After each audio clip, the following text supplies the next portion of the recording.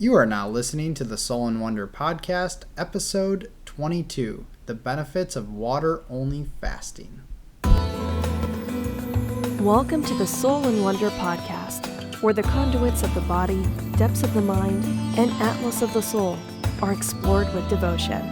Through cultural exchange, Christopher and Sara and their guests will deliver sacred wisdom from around the globe, uncovering the hidden gems of conscious living and holistic healing, all to empower you on your journey of self-discovery. And now, here are your hosts, Christopher and Sara. Welcome, ladies and gentlemen, to the Soul and Wonder Podcast. We are your hosts, Sara and Christopher. Drum roll, please. We are pumped. We just got to interview someone who's sort of like a celebrity in our whole foods, plant-based, integrative medicine world, Dr. Alan Goldhamer. I know, I feel like a kid in a candy shop right now. We've got a lot of information coming to you, jam-packed in a very consolidated interview, so turn on your listening ears. Short, brief, and to the point. But to give you a brief rundown on Dr. Alan Goldhamer before we introduce him to you, for over 30 years he's been the director of the True North Health Center and the True North Health Foundation in Santa Rosa, California. And True North Health is an integrative medical facility whose staff includes a dozen clinicians representing medicine, osteopathy, naturopathy, chiropractic, and psychology. Their 58-bed facility admits over 1,000 inpatients per year and specializes in medically supervised water-only fasting. They're doing a lot of great things at this place. Not to mention, it's nonprofit, the foundation, and it provides internship and residency training to over 30 doctors per year, and their clinical research team continues to conduct and publish clinical research on the application of fasting to the treatment of high blood pressure, diabetes, autoimmune disorders, and lymphoma. And Dr. Goldhamer is also the author of the Health Promoting Cookbook, which is something we need to add to our list ASAP. Among the many other books. And co-author of The Pleasure Trap, which if you were with us with Adam Sudd in a previous podcast episode 18, Yep. Was it? He mentions The Pleasure Trap, and we highly, highly recommend you go back and listen to that episode as well as buy this book. So Dr. Goldhamer was the principal investigator in a number of studies that have appeared in peer-reviewed literature, including 2 papers of the use of fasting in the treatment of high blood pressure and a recent report that appeared in the British Medical Journal on the treatment of lymphoma cancer with fasting and an exclusively plant-based diet. So we're going to let Dr. Alan Goldhamer take you into water-only fasting, the benefits, what you can get from it, who it's good for. It's not just recommended for people with things such as high blood pressure, diabetes, or even cancer, but it's also even recommended for people with autoimmune disorders as well as healthy people who just like to use it as preventative care. I know that Dr. Alan mentioned he does it on a regular basis, intermittent fasting and water fasting, things of that sort. So, you're going to learn a lot of juicy stuff here, and of course at the end of the episode, stick around for your health tip, which is... We are going to be talking about the herb skullcap. There you go. Catch you on the flip side. All right, welcome to the show, Dr. Goldhamer. Thanks for coming on. It's my pleasure. We're really excited to have you here, as water-only fasting has been an extreme topic of interest for us lately. Now, we kind of explained to our listeners a little bit about the True North Health Center, and we're curious, what inspired the creation of this facility? Well, when it comes to water-only fasting, one of the limiting factors is that it needs to be medically supervised. So when we realized that fasting was going to be an important part of what it took to actually get people well, we didn't have any choice but to come up with a model that would allow us to affordably have people stay in a controlled environment where we could, we could provide appropriate support, guidance, and supervision. And so, 34 years ago, my wife, Dr. Morano, and I returned from Australia, where I had trained with Alec Burton, who happened to be the world's expert in the use of water fasting. And we opened up True North Health Center in 1984. And since then, we've grown quite a bit. We now have, 53 people on staff, a dozen clinicians. We see 1,000 people a year admitted for fasting supervision. And we've got, the ability to treat a large number and wide variety of people with our diverse staff.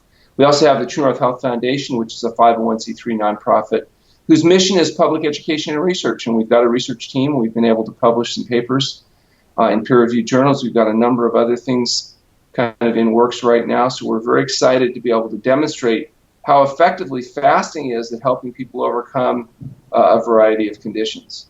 That's great. Now, in 1984, when you started, how was the water fasting scene? Was it popular, or was it gaining popularity? How was it at that point? No, at that point, I remember the California Board of Medical Quality Assurance said that recommending fasting to somebody was such a gross violation of the standard of medical practice that they felt it might rise to the level of criminal negligence. Oh. So definitely not, at one point I had a criminal defense attorney representing me. Now fasting has gone from being criminal quackery to being cutting-edge research. So there's been a huge evolution in the acceptance, not just of fasting, but of the role that a plant-based SOS-free diet might play in helping people recover health. SOS, of course, is the international symbol of danger. It also stands for sugar, oil, and salt. So the idea of a diet that has animal foods and highly processed foods being detrimental has become much more accepted. And there's a large number of people that recognize the importance of adopting a whole plant food SOS-free diet as a critical need to both recover and maintain optimum health. I'm so glad that you mentioned that. That's a topic that we frequent very often on our podcast, a whole foods plant-based diet. So to get back on the subject of water-only fasting, to help our listeners understand it a little bit better, what exactly is that, and what are some of the benefits that you're seeing at your facility? Who is it for, etc.? Well, water-only fasting is just what it sounds like, where you drink water only in an environment of rest, hopefully under direct medical supervision. What patients do is they stop eating for anywhere from 5 to 40 days, and during this time, the body's able to kind of do what it does best, and that's heal itself. So the patients that we see the most commonly are patients that have cardiovascular disease like high blood pressure, type 2 diabetes, a whole host of autoimmune diseases, conditions like rheumatoid and osteoarthritis, ulcerative colitis, asthma, eczema, psoriasis, these kinds of things. We also have been recently treating conditions like lymphoma, which is a cancer of the lymph. We've published papers. One of our papers, medically supervised water-only fasting in the treatment of hypertension, demonstrated the largest effect sizes that have ever been shown, actually, in treating high blood pressure in humans. We took 174 consecutive patients with high blood pressure, and 174 people were able to lower their pressure enough to eliminate the need for medication. Wow. With an effect size of over 60 points in stage 3 hypertension. Again, the largest effect ever shown. Basically, if you have essential hypertension, the most effective treatment to date shown would be to go through medically supervised fasting and follow it with a plant-based SOS-free diet, and you can have a high degree of confidence that your blood pressure will begin to reduce and eventually eliminate the need for medication and hopefully reduce your risk of stroke and heart attack and premature death and disability associated with this common condition. Wow. In type 2 diabetes, a significant percentage are able to eliminate the need for medication, normalize their blood sugar levels. Now, granted, these patients, remember, have to do dangerous and radical things. They have to adopt a healthy diet, they have to exercise and eat properly, and they have to get enough sleep. So it's only for patients that are like desperate enough they're willing to do those kind of radical interventions. Radical. I like that. And how many days, I mean, again, I know it varies by patient, whoever comes into your facility, but how many days are you normally looking at? For example, if someone with type 2 diabetes came in, how many days of water-only fasting would you generally put them on to start? Well, that fasting will range from 5 to 40 days. Sometimes it's one fast, sometimes it's multiple fasts. But it really depends on the patient, their condition, how sick they are, how long it takes the body to recover, and how well they can hold up to fasting. And so, again, it's very variable. The average fast, though, is between 2 and 3 weeks. So the average fast. We have patients as long as 40 days. We have people as short as 5 days. We have some people that are not candidates for water-only fasting. So we'll do a modified program, intermittent fasting, juice fasting, or just a healthy eating program as we withdraw their medications, etc. Wow. Yeah, that sounds, I'm sure some of our listeners think it's pretty intense. And I imagine that, depending on the health, the status of their health at that time, it can vary from individual of how intense the experience actually is. It can be an intense and miserable process. Fasting can be very intense, but if people would like it to be less intense, there's many things they can do before they come in for fasting that will allow them to minimize the discomfort. The biggest thing is adopting a plant-based SOS-free diet. By getting rid of coffee and alcohol, tobacco, nicotine, recreational drugs, and animal foods in the few days before they arrive, the intensity of the withdrawal is obviously dramatically reduced. One of the things we do actually is we offer people a free consultation. So what they can do is they can go to our website at healthpromoting.com, complete the registration forms. And that gets me their medical history. Then they can call in and we offer a free phone conversation so that we can talk about what they can do in preparation for fasting, if fasting is appropriate for them, if there's anything they can do that they're not already doing that might improve their overall health. So that's kind of a nice thing that we do that doesn't cost people anything and yet offers them, I think, a valuable service. Sure. So water fasting, you've already mentioned it works well in tandem with a whole foods plant-based diet, but could you expand a little more on what role does water fasting play in integrative health in general? Okay, well, water fasting is an interesting intervention.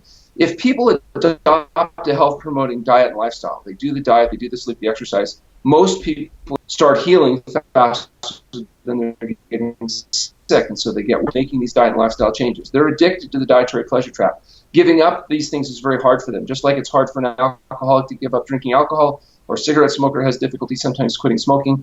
Many people that are on a greasy, fatty, slimy, dead, decaying, flashed, highly processed food diet find it's difficult to break those addictions. And as a consequence, fasting can be a fabulous tool, because after going through fasting, it's like rebooting the hard drive on a computer that's become corrupted. It just clears a lot of that debris out. It makes the transition to healthful eating much better. There's a process called taste adaptation where good foods start to taste good. So for people that are having trouble getting on the right program, even though they know what to do, they're having trouble doing it, fasting can be a helpful tool. Some people have made the diet and lifestyle changes, but despite that, they're still on medications or they're still suffering from symptoms. Fasting can be a great way to make the resolution much faster.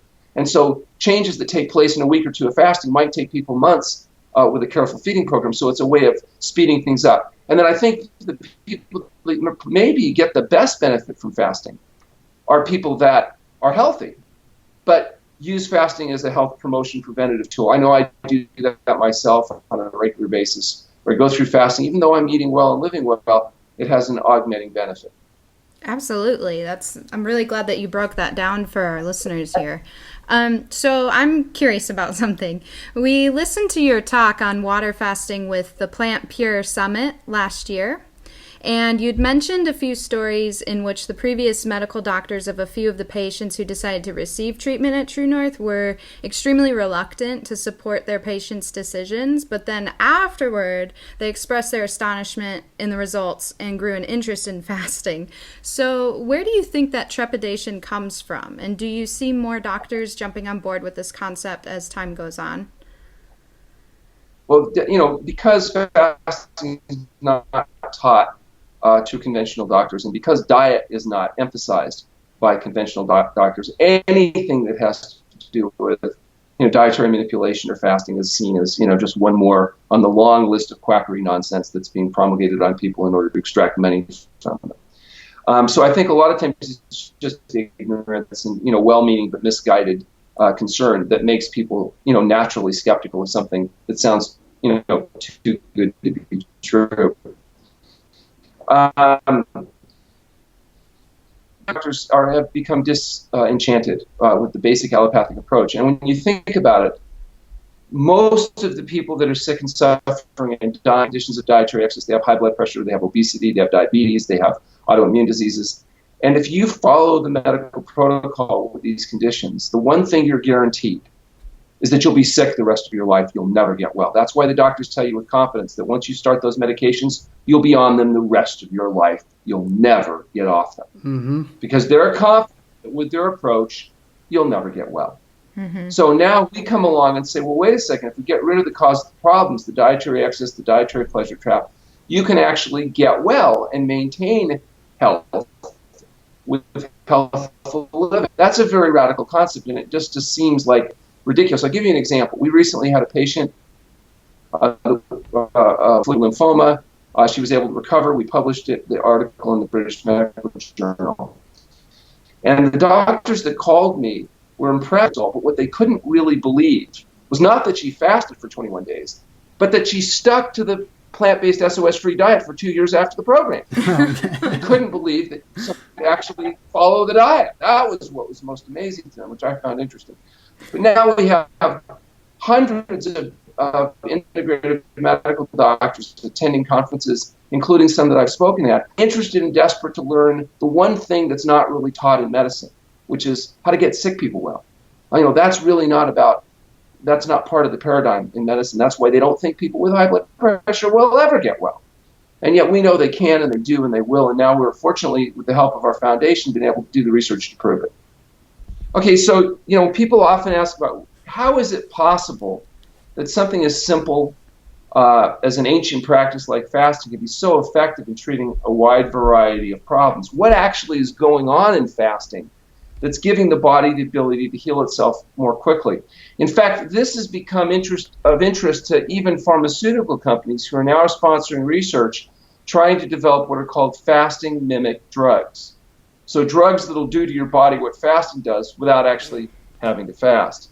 So some of the effects of fasting include a decrease in blood sugar levels and something called IGF-1, insulin growth factor 1.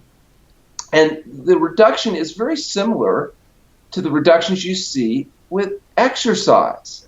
And actually this pattern is repeated over and over again. The benefits you see biologically with exercise are often mimicked during fasting. Fasting decreases blood pressure as well as heart rate. It decreases insulin. It decreases inflammation and oxidation. If you measure things like acute phase reactive proteins, you see that they reduce during fasting. And fasting also has a profound effect on the microbial load, the bacteria that live in the intestinal tract. And that's very important. About 70% of your immune system cells are involved in the digestive system. And when you fast, again, it's like rebooting a corrupted hard drive in a computer. A lot of things seem to be normalized. Fasting increases leptin, which is the satiety hormone. So after fasting, people think they're going to be all hungry, but in fact, they're often easily satiated because these neurochemistry associated with satiety seem to be normalized. Fasting increases insulin sensitivity, so the insulin works better, which may be why it's so helpful in diabetes. It increases cellular stress resistance and cellular stress adaptation. What that means is that, for example, in cancer patients, cancer cells don't adapt well to the stress of a fasting environment. Probably they have a higher metabolic rate than normal cells. There's other reasons. Fasting also produces chemical changes that help protect healthy cells against oxidative damage and things like chemotherapy and radiation. Fasting increases autophagy, the ability of white blood cells to eat up foreign debris. It normalizes the gut microbiota. It stimulates B-cell immunity. And most importantly, perhaps, is its effect on all of the major abnormalities associated with metabolic syndrome. And perhaps most important of all is its effect on taste adaptation. When you fast, good foods will start to taste good as you normalize your taste mechanism. So for many people that can't choke down the taste of the swill that they think is plant-based diet, after fasting they find the food tastes not bad. And so that can be really helpful in helping people make these adjustments. And everything considered, I think fasting is probably the most effective tool we have at helping people make these kind of changes. It's interesting because from a medical perspective, it sounds so complex, but really the concept of it is quite simple. And I feel like when we're sick, when we have the flu or pneumonia or anything like that, a cold even, our bodies naturally start to suppress our appetite in this way that makes it seem like it wants us to take a break from food for a moment and just drink fluids. Yeah, almost like it's part of our design. In fact, you need to understand fasting was necessary for human survival. If it was not for fasting, our species could not have evolved the way we did. For example, you will never see chimpanzees wandering away from the tropics because they have to have a constant source of year-round food because they cannot fast. When they go on a fast, their brain continues to burn glucose. They can only go a week or so and then they die. Whereas human beings, because of our ability to fast, this biological adaptation, our brains change from burning glucose to burning ketones, a byproduct of fat metabolism. That's why the average human male is 70 kilograms, can fast up to 70 days. And that's why humans were able to wander away from the tropics and transverse the globe, because of this ability to adapt. Otherwise, the first time spring came late, all the humans that didn't have this ability died. Wow, that's incredible. Yeah, that information's really great, and I'm really happy that you shared that, because I know a lot of people, they feel like if they only drink water for 5-10 days that their body's going to shut down, and I'm glad you're breaking all these myths here. Oh my gosh, most people think if they get on a plane in New York and they fly to California, if they don't eat those peanuts, they're going to die over Colorado. Well said. Well said. So if our listeners are interested in pursuing medically supervised water-only fasting, what would be your advice there? Go to our website at healthpromoting.com, complete the registration forms, and then call for a free phone consultation with me. And I'll help them decide if it's appropriate, and if so, we can come up with a plan. Wonderful. I like that. Is there anything else that you'd like to add to the conversation before we let you go? No, it's just our model is real simple. Health results from healthful living. If you want to get and stay healthy, you have to live healthy. And healthful living is diet, sleep, and exercise. So focus on what matters. Absolutely. Very simple, to the point, and I like that. Well, thank you so much, Dr. Goldhamer, for coming onto our show.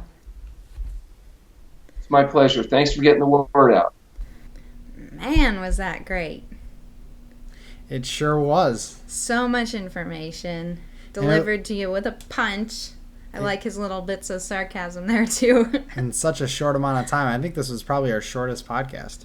Probably, with more information. Man, it was all very, very good. And now it is time for your health tip of the episode. Today, as we mentioned, we will talk about skullcap. So skullcap is another herb that we love to feature, and this is all about if you have any sort of cold, influenza, if you have any sort of seasonal, a lot of people, we're going into spring now. We're already into spring. Seasonal allergies. I don't even know what the date is. Well, you know what? I'm going to be completely honest with you guys. We haven't been sick since we adopted a whole foods plant-based diet. Even back before that, we just had a cleaner vegan diet and then moved into a whole foods plant-based. We haven't been sick once. And my allergies that I've been struggling with for my entire life are diminishing crazily. It's amazing. I can hold cats now. I can give my dog a kiss, without flaring up. Seasonal allergies are almost non-existent to me. So I think that's why Chris and I often forget the time zone, because it used to be based off that. Oh, get the flu in December, get the flu when the seasons are changing, get bronchitis, get all of this nasty stuff that we don't need. It's just we've become accustomed to it, thinking that it's normal because everyone around us is always sick. But you don't have to be, and skullcap is a great way to treat it when you do get bit by the flu bug or the cold virus. Yeah, skullcap is wonderful for that. You can mix it as an infusion in a tea. There's tinctures for it. There's decoctions for it. There's a lot of different things, and what you can actually use the leaves and the roots of the herb. We recommend using the leaves. They're usually dried. You can pick them up at any health food store. Those leaves then can be used in for a tea. And this has been done for a long time. Native Americans have used skullcap for a very, very long time. It's something that is trusted and something that you can count on. It is also good for you women who are going through premenstrual cycles right now. That's definitely really good for that. It's good for insomnia. It will calm you down. It will relax you, and it will chill you out. Let's get some skullcap. Yeah, some good stuff. So pick that up if this fits you. And until next time.